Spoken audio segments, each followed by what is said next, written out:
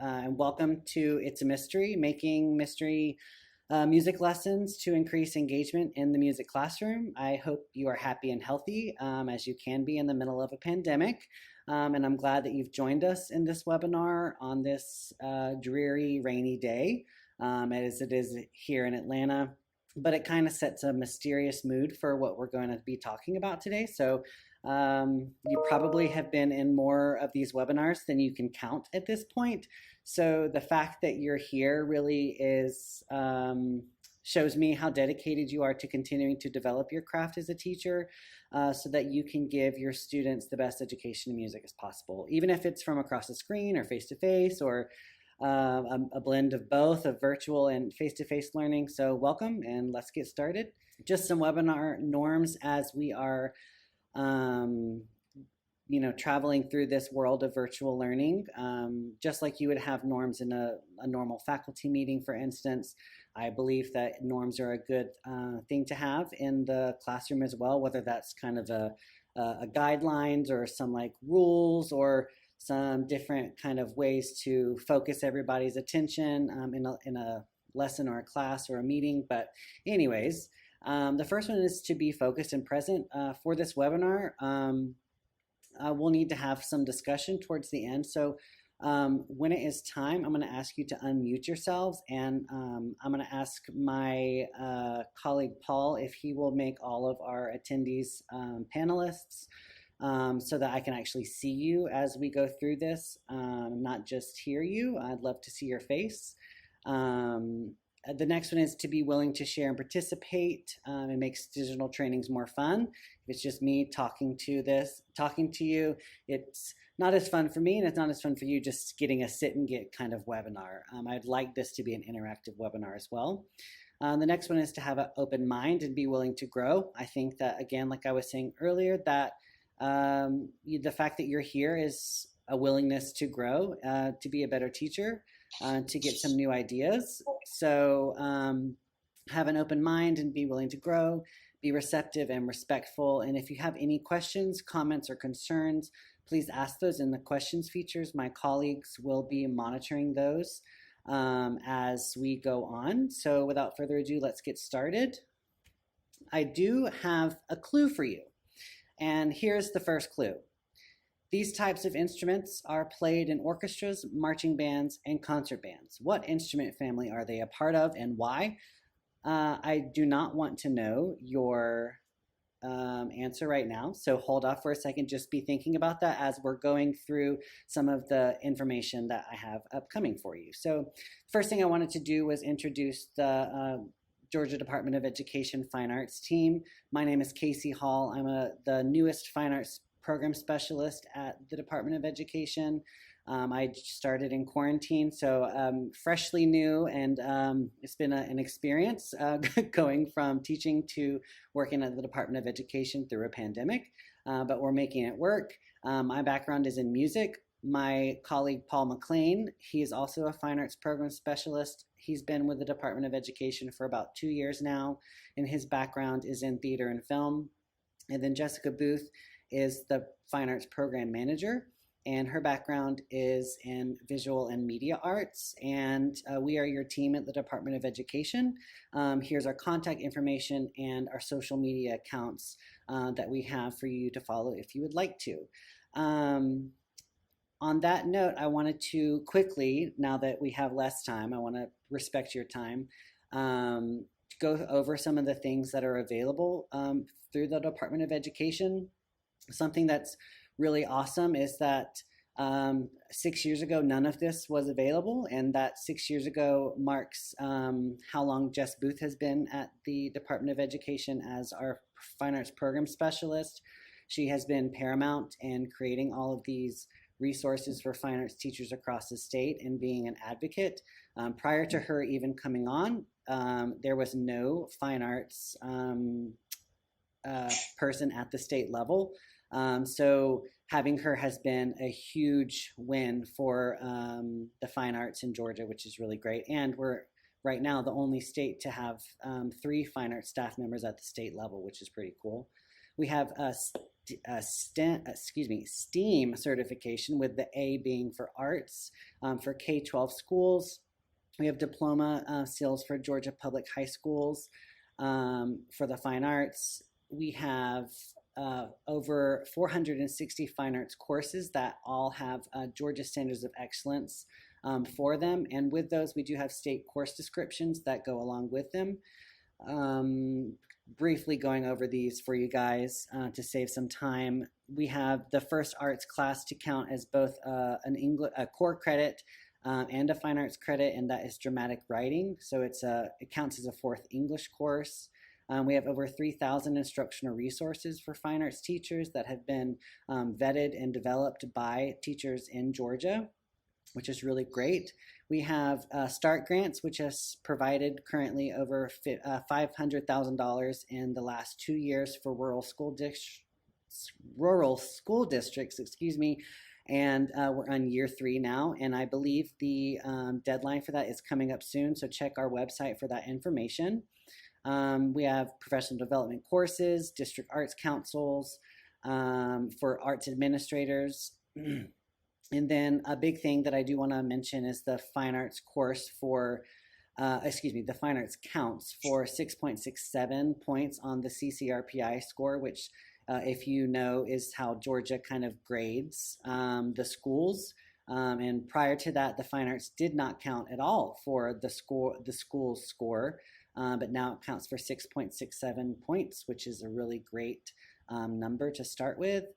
We have free professional development learning opportunities, one being the music for early childhood educator, and we have one of those for art and theater as well. New instructional resources for SEL and life skills in music. And if you have not heard or seen, we are doing a presentation on Thursday at the same time, 4 o'clock, not 4:15. Hopefully we'll get that bug fixed out, on SEL and life skills in music, if you want to check that out. And then we do have free training on digital teaching and learning in the arts, infographic, and all of that is housed on our fine arts education website, which I'll show you. Briefly going to go over these instructional resources. For each of the instructional resources in music, we have general music, kindergarten through 6th grade, with grades 7th and 8th coming soon.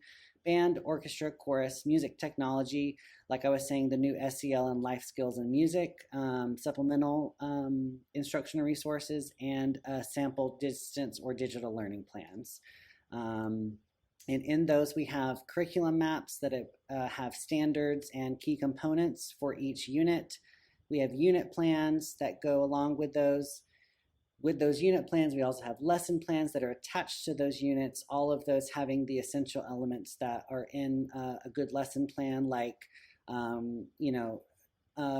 enduring understandings, essential questions, assessments, differentiated learning, things like that.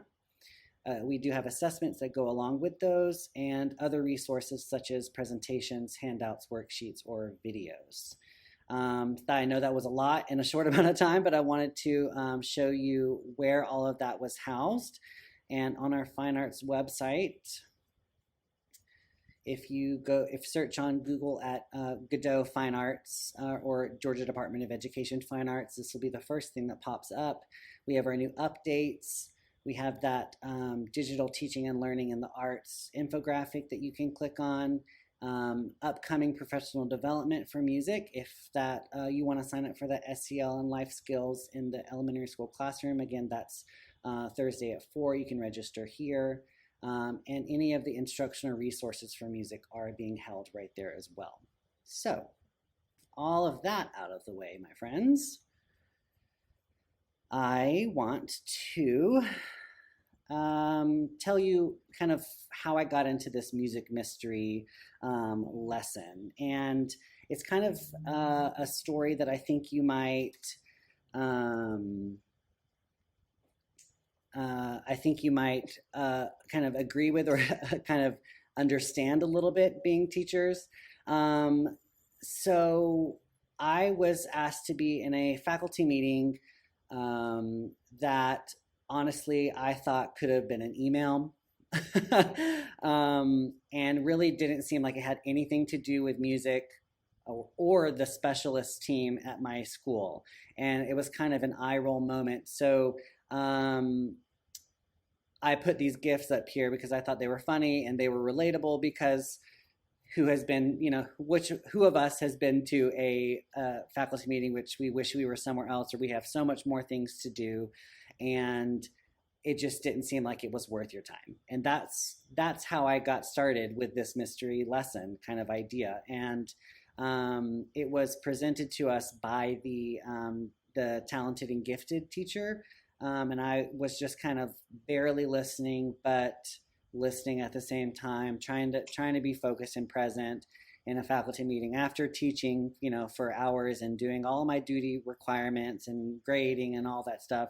I was tired and I really wasn't here for it. But what was asked of us at the end of this presentation was to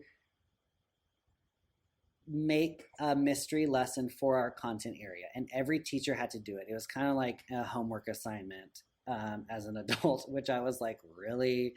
Another thing I have to do? And so I was frustrated because I was like, I have so much more things I need to get done. This is not something I need to be focusing on right now. But I am a person that likes to do things appropriately, so I begrudgingly did it, for lack of a better word or situation. But anyways, that was my introduction into this kind of idea. And so I went back into my classroom and started to really try to figure out what I was going to do with this mystery lesson and how I was going to implement it in my classroom amongst all of the other stuff that I had to do.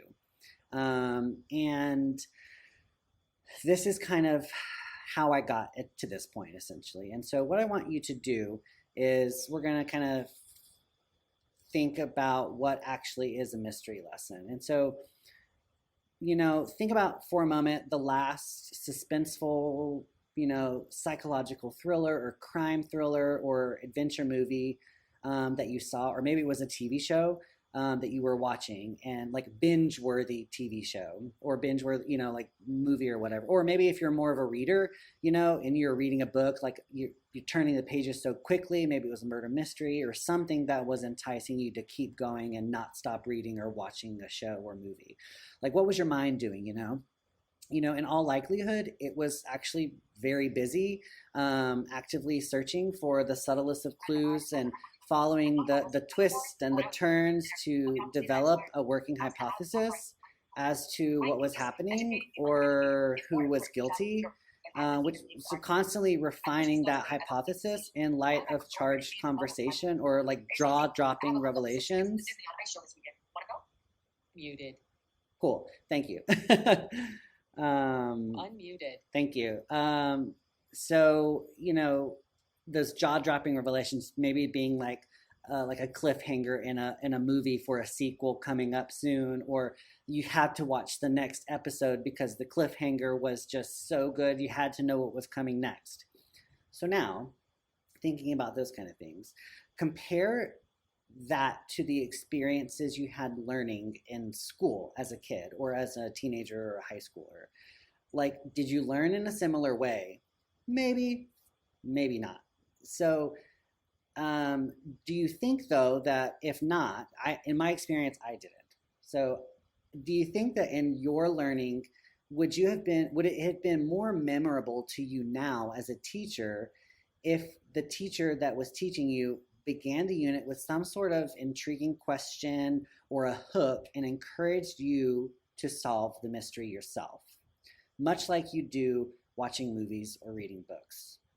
And what I mean by that is, you don't just, people, spoiler alerts, everybody hates a spoiler alert. That would be like me just giving you the information. I'm telling you the end of the story without telling you all of the cool things or all of the steps that got you to that point. So in this case, what I was being taught to do as in that faculty meeting was you're actually letting the kids do all of that work, basically. And so that's really kind of started, my the creative juices in my brain of like, okay, well, if the kids are learning this, how can I facilitate this best in my content area of music? I really feel like mystery lessons could be applied to any content area at any level. But this is just my personal experience and how I did this for my music classroom. Oops, sorry.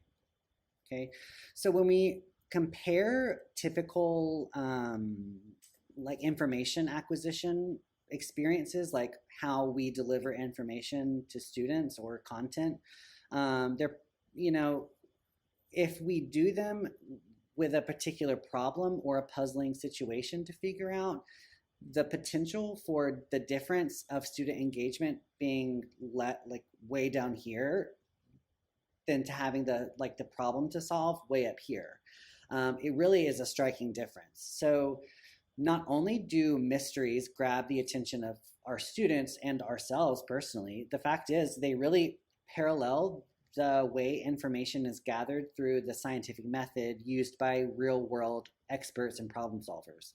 So really mystery in this case has become a strategy that builds on this natural affinity of intrigue and its capacity to pique our curiosity and engage us in inquiry and really like satisfy us when all of the pieces fall into place. I know I've done a puzzle or two in quarantine myself, and when that final puzzle piece gets put in, it's like, oh, so satisfying, right? So the strategy itself is really built off the work of Richard Suchman from 1966, so it's kind of old at this point.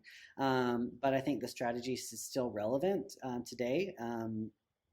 He developed his famous inquiry model and found that when students investigate a problem under their own impelling curiosity, that they're more likely to retain the information they learn along the way because it was their own understanding that they were facilitating. It wasn't, again, like the teacher pouring information into an empty vessel of a student. It was the student themselves was becoming the teacher and the student themselves through this inquiry model process. So so mystery lessons offer real world connections, grab students' attention. It's inquiry based learning, helps develop problem solving skills and that transfer of knowledge. So what I want to do is show you how this kind of worked in my classroom. I think this can work many different ways, and we're going to expound upon that later. But I want to pretend that you are like second or third graders. I know you're not, and you're adults, and it's like the end of the day, and you've been teaching. But I want to kind of have that kind of model where I'm the teacher and now you are the student as we go through this. So if I sound a little childish, I'm imagining in my head, because I can't see you right now, that you're little second and third graders. So without further ado, we're going to kind of get started and do like this mini mystery music lesson with you guys. So here we go. Okay, everybody, today we are going to act like detectives, and we are going to figure out what instrument family we are learning about today. So what are we figuring out? Now, you've probably forgotten by now, but I gave you a clue at the very beginning of class today. And I asked you, what type of instrument family are we going to learn about today? And here's that clue again. I wanted to remind you. These types of instruments are played in orchestras, marching bands, and concert bands. I want you to take a minute, and I want you to think and develop an initial hypothesis. And I would obviously, teacher side moment, would ask, what's a hypothesis? We would talk about hypothesis as an educated guess and blah, blah, blah, and all those science connections that we can add to that. But for now, I'm going to assume you know what a hypothesis is. Okay, well, let's see. Who knows? There's more clues that we have to unsolve, everybody. We got to figure this out. So we're going to move on. Thank you for that. Appreciate it. So actually, before we move on, using something like a poll can really be used, another teacher moment, as a diagnostic assessment to see where your students are. Do they have any idea what you're even talking about? Do they even know what an instrument family is? Like they might not have any idea about this. So it's really great to do things like a poll or just a little check for understanding in some sort of way at the beginning to kind of see where they are. And then you can do that at the end again to figure out, you know, did they learn the information, obviously. So moving on. So we're going to investigate some things, my friend. And so we're going to go to the research lab. And everybody, I have given you a handout. If you look in your GoToWebinar control panel, I have given you a mystery music lesson handout. Ooh, it looks a little something like this. I'm going to pull it up for you guys. Wow, look at all that great information on the orchestra. Now, for everybody that's in this, I pulled this from the San Francisco Symphony Kids website. I linked the information down at the bottom of the, right here, in case you want to use something like this. These are just screenshots of the information that I just pulled from that. And what I want you to do is take a minute or so and read through some of the information to try to figure out that clue. Does anything on this really strike you based on that first clue that I gave you? Are you able to hypothesize and investigate because of this information? Yes, you can, because I've given you some information to try to figure it all out. So what I want you to do, again, is take 1 minute, read through some of the information. I know you're adults and you can do this very quickly. And try to see, well, does the information that I give you, does it confirm or does it deny the clue? If it confirms the clue, then your hypothesis probably is correct. If it doesn't make sense with your hypothesis, then you might need to change your hypothesis.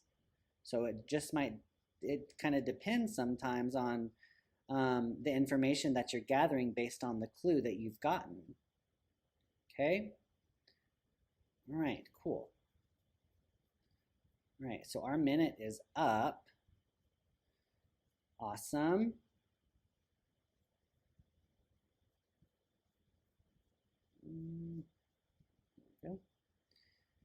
So, like I was saying, we got to hypothesize and investigate. Does the first clue that I gave you, it's in marching bands, orchestras, and concert bands, does it confirm or deny your initial hypothesis? If it does, keep it. If it doesn't, change it.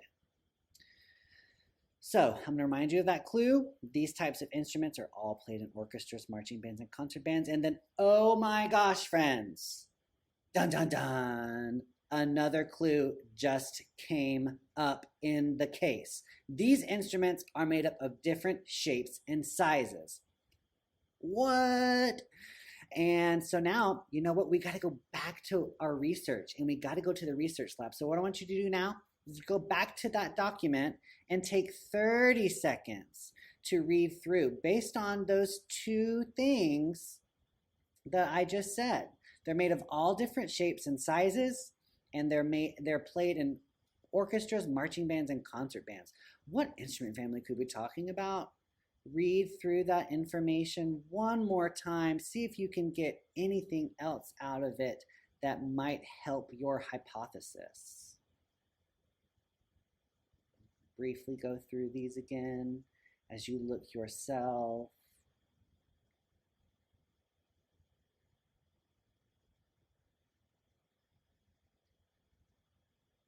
All right.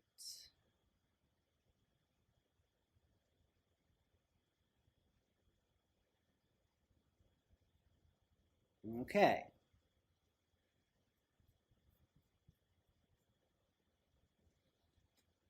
So we have these two clues. You just looked over your information. Did it match your hypothesis? Did it confirm it or did it deny it? If it did, keep it. If it didn't, move on and edit it. Oh my gosh, friends, here's another clue. These four main types there are 4 main types of these instruments. They have 4 different names. I wonder which instrument family it could be based off this clue. Interesting. So again, we're going to go back to that research lab. We're going to go back to that handout and try to figure it out. What, based on these 3 clues, I'm going to put them back up here for you to see, are all made, we're going to go back to the research lab thinking about the clues that we see. They're played in orchestras, bands, and marching bands. The instruments are made of different shapes and sizes, and there's 4 main types, and they have 4 different names. I wonder which one. Again, so we go back to that research lab, that handout, and we would go through it again. Now, I'm going to switch over to like a teacher side of things. Just to give you kind of an idea, yes, I know there's a lot of back and forth, and this just how I kind of had to figure it out doing this like face-to-face virtual webinar for you guys today. Obviously, we would take more time. These are 2nd and 3rd graders to let them read the information against the clues and stuff like that. So I'm kind of going through this a lot quicker with you because you are music teachers and kind of understand what we're doing here.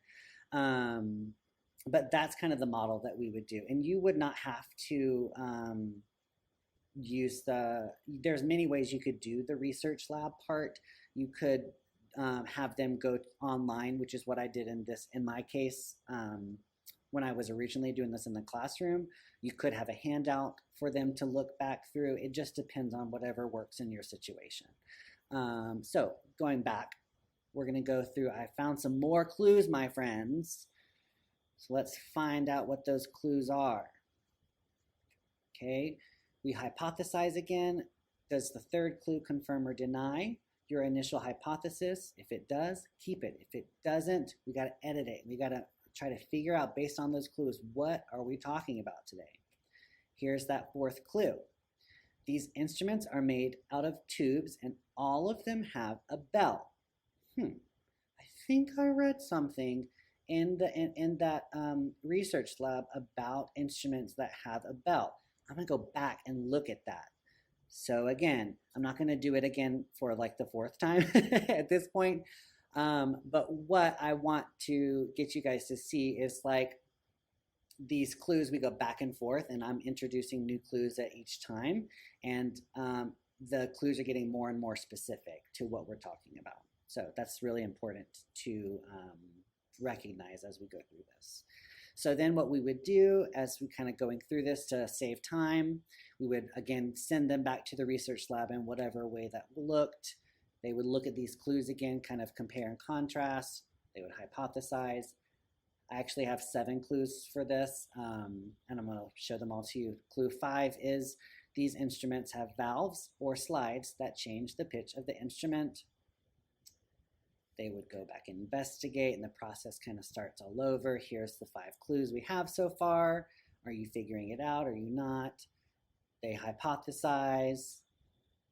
There's another clue. To play these instruments, musicians must buzz their lips. Oh, this is, I think we all know what it is, really. They hypothesize. They go back to the research lab, look at the clues. Last clue of all of these instruments are made of a specific kind of metal.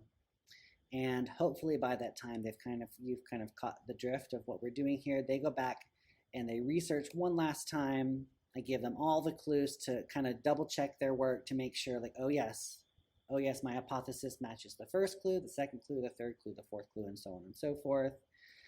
And then there's that final hypothesis based on all of the clues and your research. What instrument family are we learning about today? And it's the brass family. You smart music teachers caught on very quickly that it is brass and not strings, woodwind, or percussion. So that is great. Good job.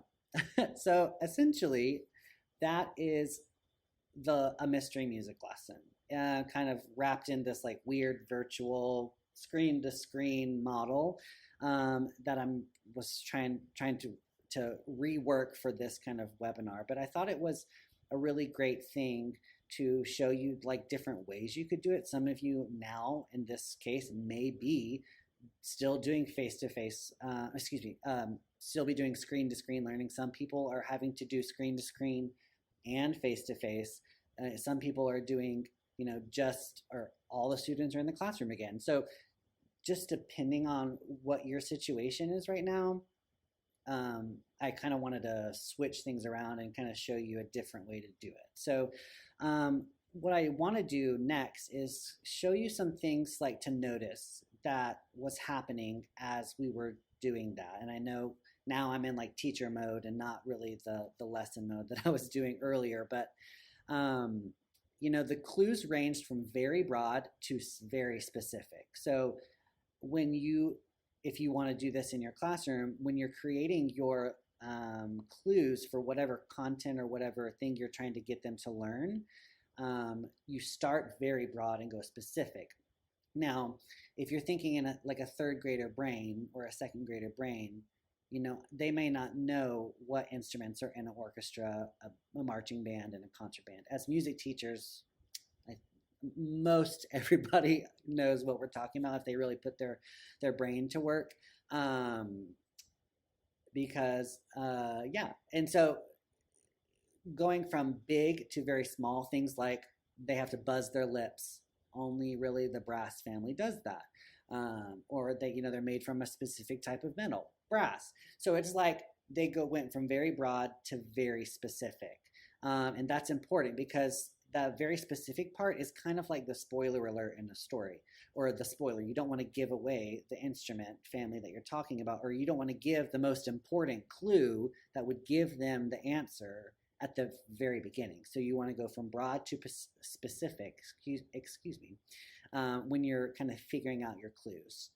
The next thing that I noticed in my teaching when I actually did this in the classroom, and I thought it was so successful, and the students were like hyper engaged in the lesson. And I thought it was really cool to see because it kind of like kicked myself in the rear because I was so peeved about being in that faculty meeting and having to learn about this thing that I thought had nothing to do with me in the first place. And then I actually see its benefit in my classroom.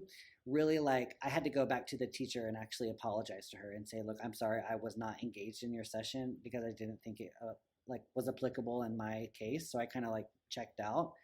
But I'm so glad that I had to do this lesson because I saw how engaged my students were, and it was really eye-opening to me. But the other really cool thing to think about is that the students were engaged in learning, yes, but they're actually reading information that was more than what I was required of them. What I wanted them to learn today was the brass family and information about the brass family. But what they had to do was they actually had to read about the string family, about the percussion family, and about the woodwind family to, again, compare, well, the brass family, or things like the string family, okay, the string family has 4 main types of instruments too, and they all have 4 different names. Okay, well, it could be the string family, but it also could be the brass family because there's 4 different main types of those instruments too. So it's kind of like that whole like intrigue model of them trying to figure out this puzzle, this mystery that you're trying to get them to do, but they're actually learning a great deal more than what you actually wanted them to do in the lesson, which is, to me, really cool and really smart as teachers, because now you might have to say in the next week, maybe you learn about a different family next week of instruments. And like, hey, remember we did that mystery music lesson and we read about the percussion family in the research lab. Let's talk about that now. And they already have some like prior knowledge to that point because they've already learned all of this information in this one lesson about the brass family. But really, they're learning about instrument families in general.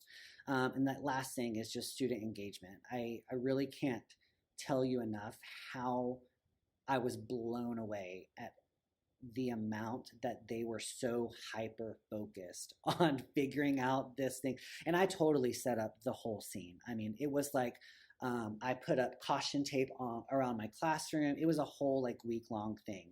And I put on like music, like I don't know if you can hear this. I was trying to do earlier, like very like creepy, kind of spooky, mysterious music that I played. I don't know if you could hear that or not, but it sounds really spooky and mysterious. It really set up the, if I could have, I would have come in looking like Sherlock Holmes, kind of thing, with my kids to get them just so like tuned into what we were doing. And it honestly did it itself. I set it up and I made it seem like grander than it was. I know we're just in a music classroom, but the fact that I'm like making it more than, like trying to really immerse them in this like detective like experience. We got to figure out this mystery, guys, really made the student engagement all the more engaged, for lack of a better word, in there. So I have some other ideas that I thought could be applicable in the music classroom. You could do something like this with other instrument families. Maybe you do one instrument family a week with different clues, or for each week, and like do a whole like a four week unit on the instrument families. And each week is a different one, and you kind of like go through these different clues, and maybe the information the same, or maybe the information is different, who knows. Another idea I thought of would be like the sound of science, or the science of sound, excuse me, which things could be like pitch and frequency, trying, or things, like volume, all these other kind of words that come with the science of sound, and like wavelength, things like that you're trying to get them to learn about, but they're doing it in a way that they're figuring it out instead of you just telling them. Different genres of music, like the jazz, rock, blues, reggae, who knows. Different periods of music history, maybe things like the Baroque period or the classical period or the Romantic period and things like that. Doing things like different composers. Maybe you have a composer of the week or a composer of the month, and that is your mystery music lesson. Something like that could be totally cool to do. Different music careers, things like producers, or sound engineers, or anything like that. And then music and other fine arts like ballet or musical theater, or maybe how like I don't know, like Kandinsky likes to paint with music, listening to things like that. Like those music and the other fine arts connections could be really cool too as well. And then some variations on this same thing, kind of like I was talking about, doing what works for you in your classroom and in your setting. Doing things like centers, where maybe you have different centers played out around your classroom, and each center has a different clue. Maybe they have that handout that they kind of follow along, and maybe a couple of groups of students, maybe like 3 or 4 students, and they're all trying to figure it out. Doing things like instruments in a bag, maybe for younger students who can't read. And that, if you don't know what that is like having some sort of instrument, maybe like a percussion instrument in a bag, and they can't see it, or if they, maybe it's behind your piano, some kind of instrument, and you play it, and they're trying to figure out what it is based on certain criteria that you give them, obviously for younger grades, because again, the whole reading thing is a little bit more difficult, maybe like kindergarten or first grade. Doing whole group variations, just basically kind of doing something like this, where it's me and you as a whole group instead of doing things in smaller groups. The 4 corners, maybe having clues in each 4 corner for each different thing, and then have to figure out which, you give out a clue, and they have to, it's kind of like 4 corners in like a PE classroom, where they, like there's the 4 colors are red, blue, green, and purple or something, and you call out a color, and then all the kids run, but it's like that, but it is a way to do it, which I think is kind of fun too, where you call out a clue, and the kids have to go to what corner they think, like maybe the corners are percussion, strings, woodwind, and brass, and you say, these instruments all have strings. and they all run to the string corner, for instance. If maybe, and this might be applicable to right now, as in like an unplugged option, maybe you don't want to use computers at all. I thought it would be kind of creative to make like confidential files, which may be beneficial, like things like the handout, like having all the information for them in a handout format instead of on a computer. And then doing things like posters or anchor charts that also have those as well around the classroom, for them to figure out, maybe instead of having handouts for all of them, your posters and your anchor charts in your classroom kind of have all of the information that they would need. So there's a lot of ways that you could do this in your classroom to kind of figure things out as best you see fit for you. How I did this personally, I did this with technology. So I gave them the clues. They all had brought in my school at the time was a one-to-one with technology. So I asked their teachers for, hey, this week, if you could bring their computers to music room. They brought theirs, they logged on. I gave them a QR code kind of thing that they could scan, and they brought it back to their group. They all figured it out. And I did give incentives, like if your group figures out the clue, then you get, I don't know, so many points or something. So there was like some behavioral management stuff that went along with it too, if that makes sense. I would like to know what your thoughts are on this. We are actually at the end, but I would love to hear some things that you have maybe done or that you're interested in or want to know more information about. I really appreciate you being here. Here's my contact information too. If you have any questions after the fact, or my social media, you can message me on that. But Hi, it's Jerry. Hi. Thank you. Finally figured out how to unmute myself. Okay, cool.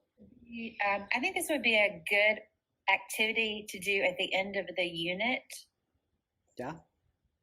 At the end of each unit, kind of as a review. Yeah, absolutely. Okay. And I guess the other part that I couldn't show you because the whole panelist versus attendee kind of thing in GoToWebinar, the poll I would have done again at the end to see, before I kind of gave the final, like, it's the Brass family, just to see what they thought in their own learning. So that is a good kind of thing to think about too, like the pre and the post assessment, quote unquote, that could come as a part of this, because they're doing all the learning themselves, and it's kind of that check for understanding. When I initially did this, I actually checked for understanding after each clue I gave them to see, and it was really cool because at the beginning, they had answers all over the place. And as each clue came through, and it again got more and more specific, they like had like, light bulb moments, which was really cool. Just as a teacher, I think that's like a cool moment for us that we get to see. And I got to see like how all of their answers kind of like molded into, and honestly, by the end, they all got the answer correct, which is the point of the whole mystery lesson. They learned what I wanted them to learn. And then obviously after that, we got to talk about more things about brass instruments and stuff like that. But yeah, I think that your point about doing it like at the end of a unit just as a review is a really great idea as well. Then I really appreciate you guys for coming. Again, I hope this was beneficial. I know it might have been a little bit different than you're used to. And to me, just try it, like really see if it works. I know it's a lot of kind of work heading up to it to figure out all the clues and all the things, like how am I going to teach this with this, during the middle of a pandemic. But just try it and see if things kind of work out for you. It did for me. I was skeptical, highly skeptical at first, but I think it really became this awesome tool that I used a lot in my classroom going forward. So thank you, everybody.